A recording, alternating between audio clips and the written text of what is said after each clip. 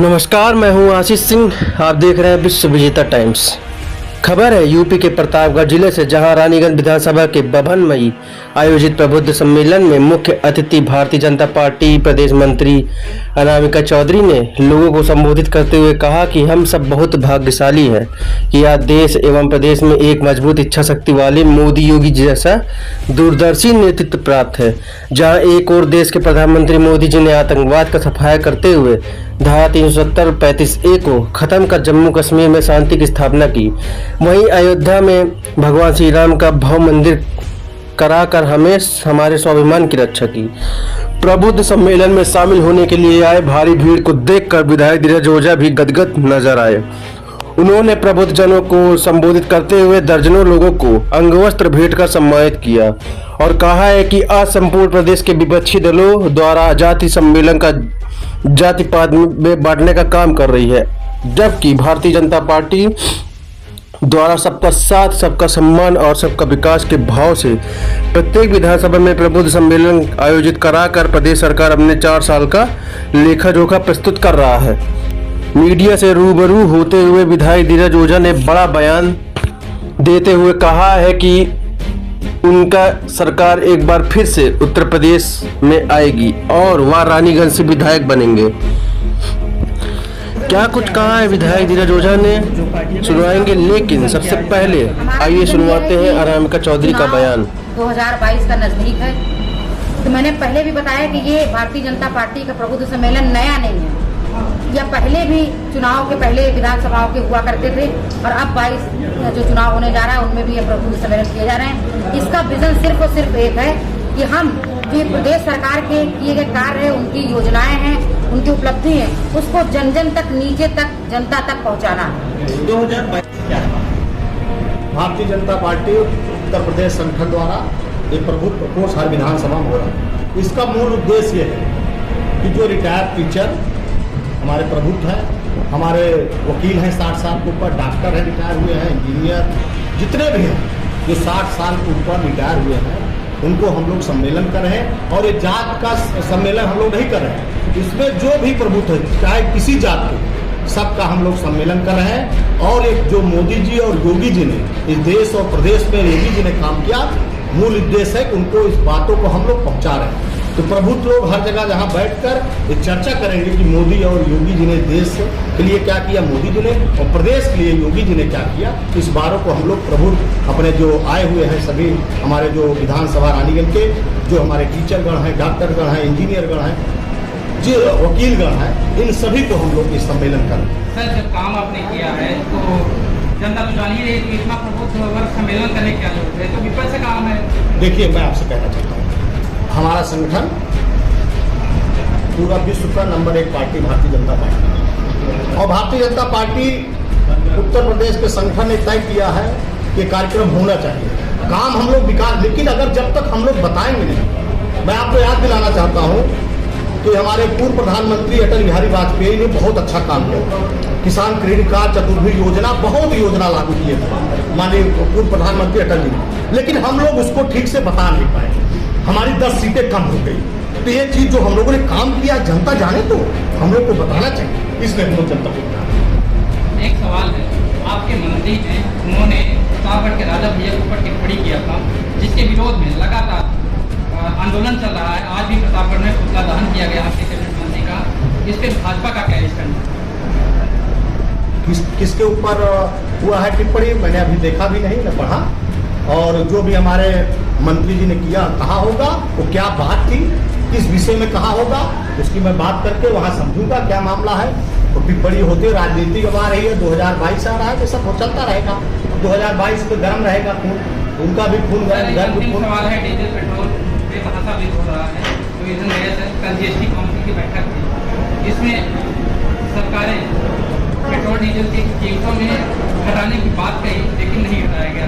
सारे जो विपक्ष है वो आपको मैं बताना चाहता हूँ कि यही डीजल पेट्रोल है, आप भूल गए हैं। वो तो मैं आपको बात बताऊं क्या महंगा हुआ क्या नहीं। यही डीजल जब आप लाइन लगाते थे, डीजल आपको नहीं मिलता। यही पेट्रोल पंप पर पेट्रोल नहीं मिलता। यही गैस के लिए आप रात को 12 बजे आप लाइन लगा लेते थे गैस के, आपकी साइकिल चोरी हो जाती थी, आपकी मोटरसाइकिल चोरी हो जाए, आप गैस नहीं पाते थे। आप भूल गए बात को, आप उस दिन याद करिए। आज चाहे जिस पेट्रोल पंप का जितना डीजल चाहे ले लीजिए, चाहे जहां चाहे पेट्रोल ले लीजिए, जितना चाहे आप गैस ले लीजिए। अब वो दिन आपकी कितनी साइकिल चोरी हो जाती, हम लोग भी लाइन लगाते थे, हम लोग को भी उस समय गैस नहीं मिलती थी, लाठी चार्ज होता था। अब वो दिन भूल गए।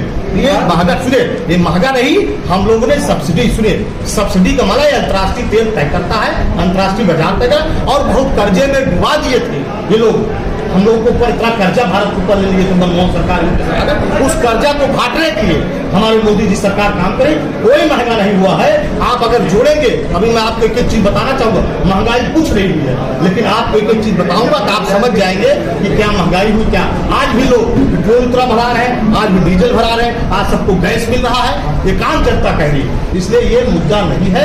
मुद्दा इस समय क्या है, देश हमारा सुरक्षित है, धारा 370-35 से खत्म होगा। मुद्दा हमारा है प्रभु श्री राम का राम मंदिर बन रहा है अयोध्या में। मुद्दा हमारा नागरिकता संशोधन बिल, जो हमारे बेचारे हिंदू भाई जो पाकिस्तान में, बर्मा में, उनको जो है प्रताड़ित किया जाता, आज देश में सुरक्षित है। आज अफगानिस्तान में आपने देखा, वहां हवाई जहाज पे भाग रहे थे लोग और नीचे आसमान से गिर रहे थे। क्या चाहते हो कि उत्तर प्रदेश और इस हिंदुस्तान में ऐसा हो? अभी आतंकवादी कितने पकड़े गए? ये उत्तर प्रदेश हम लोग ऐसा नहीं बनने देंगे, ये हिंदुस्तान हम लोग ऐसा नहीं बनने देंगे। हम लोग इसलिए काम करते हैं, देश सुरक्षित रहेगा तब हम लोग सुरक्षित रहेंगे, आप भी सुरक्षित। हम लोग को भागना पड़े जहाज पकड़ के, ये दिन न देखने को मिलेगा। इसलिए आप ये सब मुद्दों का जो मैं आपसे बताना चाहता हूँ, ये सब मुद्दे के आप मानते हैं पेट्रोल डीजल जो है नहीं महंगा हुआ है? नहीं, आप बता रहे हैं, आपने सब्सिडी जो है वही जो है पहले सब्सिडी दिया जाता था, आपको याद रखना। उस समय भी पेट्रोल डीजल का दाम उतने था, सब्सिडी हम लोग देते थे, ठीक है। वो हमारा कर्जा इतना हो गया तो हमने सब्सिडी बुक की, ठीक है। दाम वही है, आपको मैं जुड़ाऊंगा तभी दाम उतनी निकलेगा।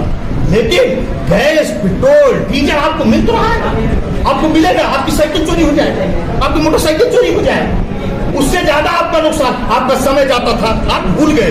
आप कहते तो हमको किसी के इंडियन गैस है, एक मिश्रा जी, उनको आप फोन का, आप भी लाइन लगाते थे, पत्रकार मित्र भी, यार गैस नहीं मिला, आप गैस दिलवा दो। मुझको ये भी याद है, आप भी जाते थे, आप भी जाते थे, और पेट्रोल डीजल हमारे गफार टंकी पर लाइन लगी रहती थी। आप भी कहते हमको, हमारे पास आते थे, भैया आज पेट्रोल हम लोग चुपचाप दिलवा दीजिए, चुपचाप दिलवा दीजिए। तो वो दिन जो है आपने देखा होगा।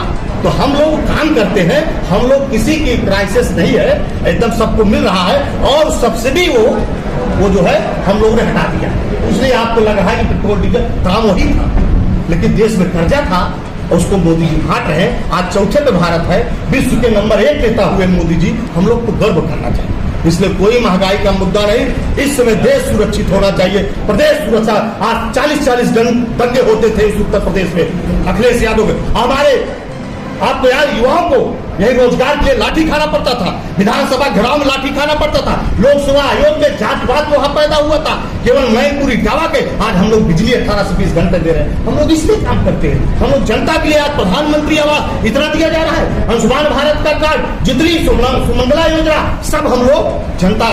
आज हम लोग अनाज इतना दे रहे हैं गरीबों को, लाख थैला ले जा रहे हैं, 2 बार फ्री। और ये लोग कहते हैं हमको मिल नहीं रहा। आज गरीब कहता है 2 बार अनाज हमको मिला।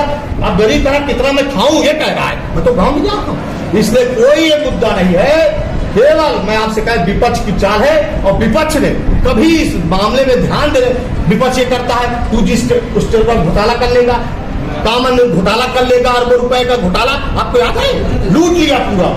फिर घोटाला, कितना घोटाला, कोयला घोटाला, सब कुछ लूट लिया।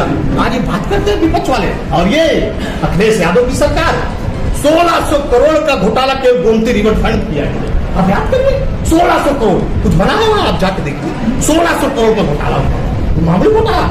जल निगम का घोटाला किए, आजम खान के घोटाला किए, मैं आरोप लगाता हूँ। यहाँ कुंभ मेला, उसका घोटाला किया उन्होंने। नौकरी में घोटाला किया गया।